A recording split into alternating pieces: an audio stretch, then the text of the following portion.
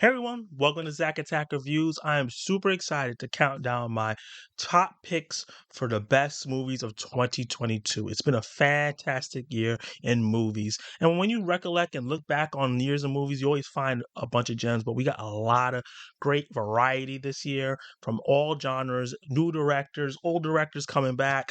And I decided to split my list up into two videos because so many movies and I wanted to celebrate them all. In total, I think I saw 78 movies this year, but this video is going to be by 25 to 11 with a couple honorable mentions. So let's start off with my honorable mention. Toro's Pinocchio, which I thought was a fantastic animated movie. That animation was off the charts and it was a great retelling of a classic story that we heard and way better than that Disney one. Speak No Evil, one of the most shocking horror movies I've seen. It starts off really slow, but that ending just caught me off guard and I was terrified.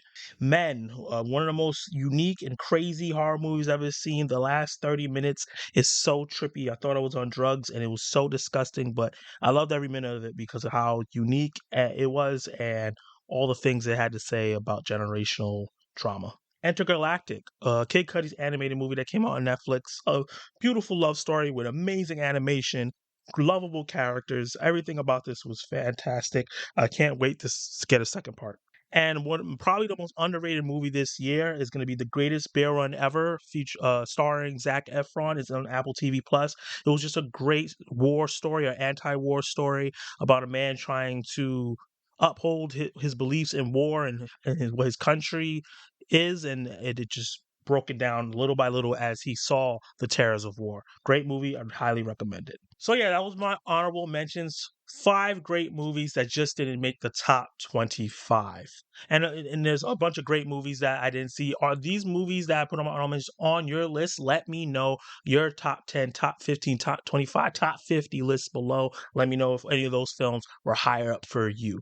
But coming in at number 25 is Chip and Dale Rescue Rangers. This movie had no right to be as good as it is.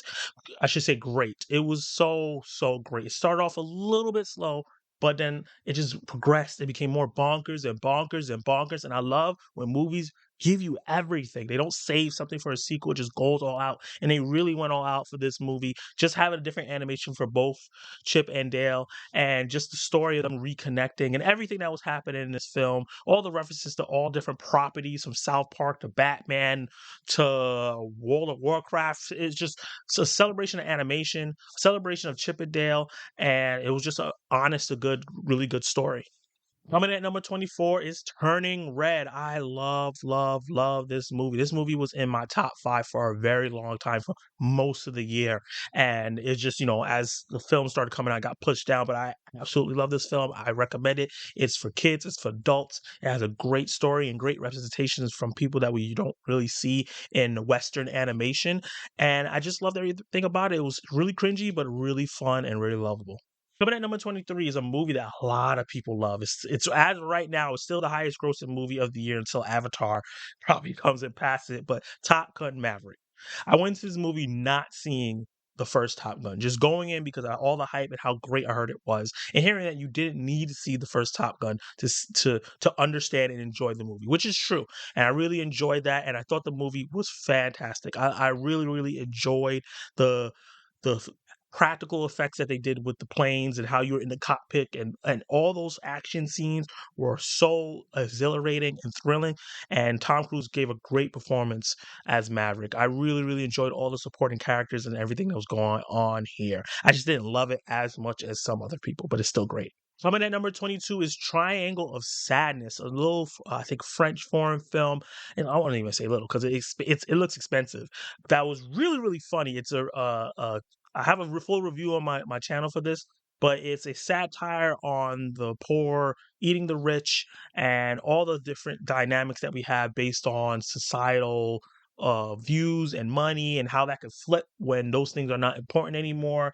Really memorable characters and just a bonkers story that goes like up and down throughout the movie, but I really, really, really, really enjoyed it. Coming at number 21 is one of my favorite experiences in the theater this year, and that's Bodies, Bodies, Bodies from A24. I love this movie so much. Me and my friend Clay went to go see this in the theaters, and we were laughing our asses off because this is a satirical look at the Gen Z, how they act, how they interact, how they have their relationships, and also how one little thing can set them off and they can just blow it out of proportion and just do the wrong things. Obviously, not everybody, but just a general sense of that. And I just thought the movie was really funny, really clever on how they did it, and the twist at the end just made it really perfect. Coming at number 20 was The Woman King. What a great, fantastic film on the level of Troy and Gladiator, but in an African country with African warriors and African women in places of power and on screen kicking ass.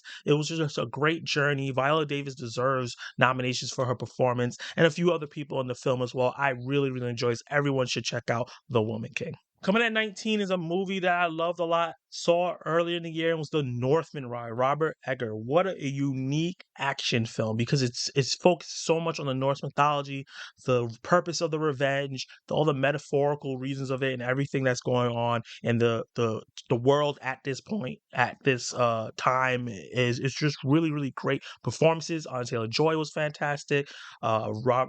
Alexander Skarsgård was fantastic, and I really, really enjoyed the violence. I enjoyed the subtlety. I enjoyed the weirdness. This movie is really, really, really weird. The trailer makes you think it's going to be a straight up revenge action story, and it's a little bit more than that. I think it's a very artful kind of big blockbuster kind of movie. So I really enjoyed The Northman. I thought that it was fantastic and very underrated.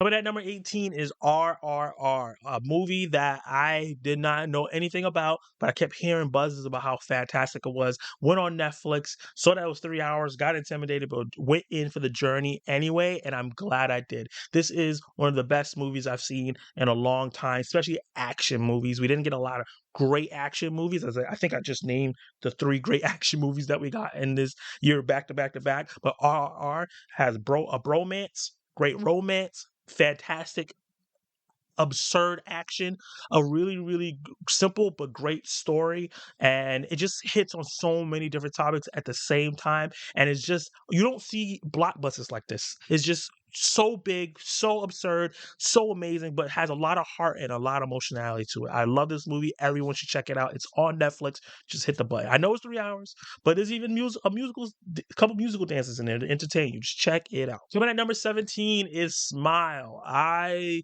saw the trailer for this for the first time and I was like, looks creepy as hell. But I thought it was going to be predictable. In certain parts it was, but I think the execution of how they did it, the jump scares came when you thought it was going to come and it came like 3 seconds after, so it caught you. Sosie Bacon, who's Kevin Bacon's daughter, phenomenal performance. I don't think she's getting enough credit for how great she was in this movie in her performance.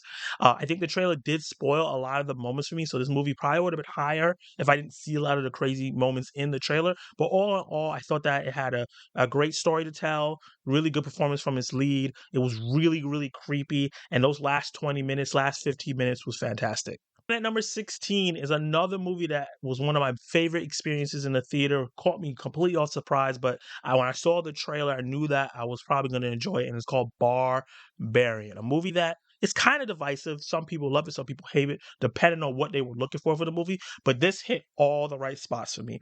The performances from everybody, the way it subverted our expectations, how funny it was. I did not expect it to be so funny, and just the story that it was told, which is absolutely insane. And I really enjoyed all aspects of this film. And I think this is something that everyone should check out. It's on HBO Max right now. So check out Barbarian. Coming at number 15 is Bullet Train, a Brad Pitt led action comedy film leaning a lot on the comedy, but has really fantastic action with a supporting ensemble cast that just knocked it out of the park with so much personality, so much charisma, so quirky, and it was just really funny. I laughed throughout. The action was really good, and the story was just really entertaining. I was just highly entertained. It's absurd, it's silly, it's funny, it's not supposed to be taken too seriously, and that's fine. Not everything has to be a grade A masterpiece in writing to be a great film. But speaking of that, number 14, Decision to Leave by Park John Hook. I said his name correctly. Sorry if I did it. Murder mystery femme fatale love story. It was really, really interesting to go into this. I saw the trailer for the first time like a couple weeks before it came out, and I really, really was intrigued, and it was way better than I thought it was. We have these two central characters, one a detective, you know, trying to figure out what's going on with a murder, and the prime suspect is the person that was murder's wife. But as he's doing his investigation, he falls in love with he starts falling in love with the wife, and the way the twists and turns and how everything goes about with the story, the cinematography, the music, and the way it ends and the messaging that it has about the characters and how they need each other was just really, really enthralling, and I really, really enjoyed it. And this is one of those movies that I think is really underrated because a lot of people didn't go see it. So check out Decision to Leave when you get a chance. Coming in at number 13 is Avatar: Way of the Water. Wow, I really, really, really enjoyed this movie.